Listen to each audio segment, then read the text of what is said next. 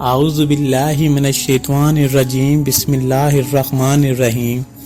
اہل سرزار کی یہ قوم جسے قوم سبا بھی کہا جاتا ہے، اللہ تعالیٰ کی بے شمار نعمتوں کے اندر زندگی گزار رہی تھی۔ یہ قوم ایک عجیب تہذیب و تمدن کی مالک تھی۔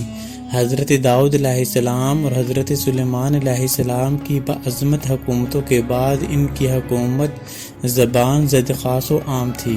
کہا جاتا ہے کہ یہ لوگ گندم کے مغز سے آٹا پیس کر روٹیاں پکاتے تھے، لیکن اس کے برعکس وہ اس قدر اسراف کرنے والے اور ناشکرے تھے کہ انہی روٹیوں کے ساتھ بچوں کا پخانہ صاف کرتے تھے۔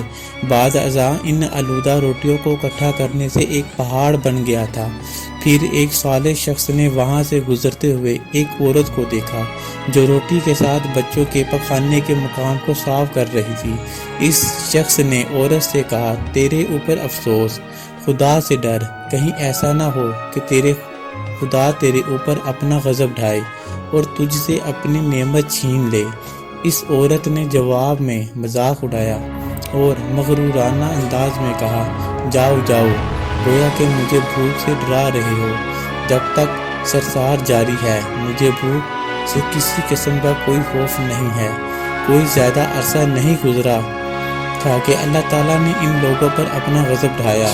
پانی جو کہ زندگی کی بنیاد ہے ان لوگوں سے چھین لیا، یہاں تک کہ قحط نازل ہوا۔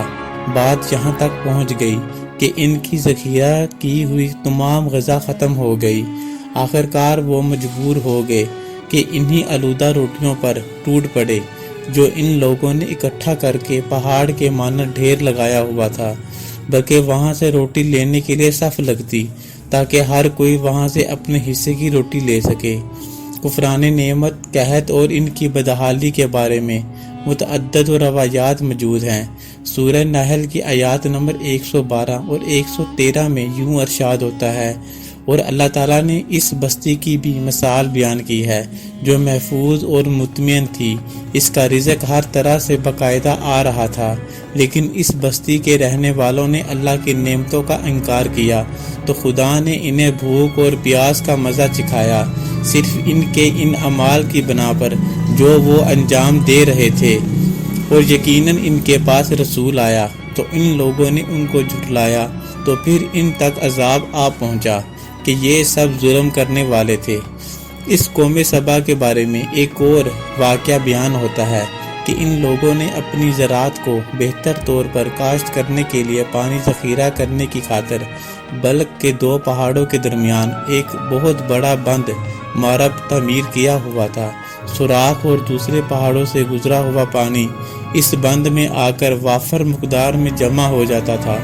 قوم سبا نے اس پانی میں صحیح طور پر استفادہ کرتے ہوئے وسیع و عریض اور بہت سی خوبصورت باغات لگائے اور کھیتی باڑی کو رونق بخشی۔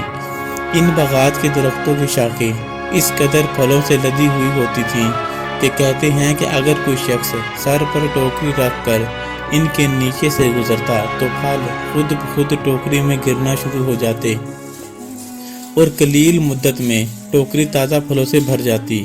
لیکن نعمتوں کی کثرت نے انہیں شکر کرنے کے بجائے سرمست اور غافل کر دیا تھا، یہاں تک کہ ان کے درمیان بہت بڑا طبقاتی نظام وجود میں آ چکا تھا۔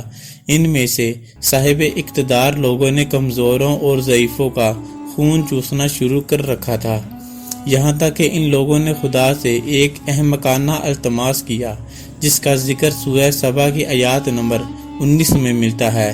انہوں نے کہا، خدایا ہمارے سفروں کے درمیان فاصلہ زیادہ کر دے۔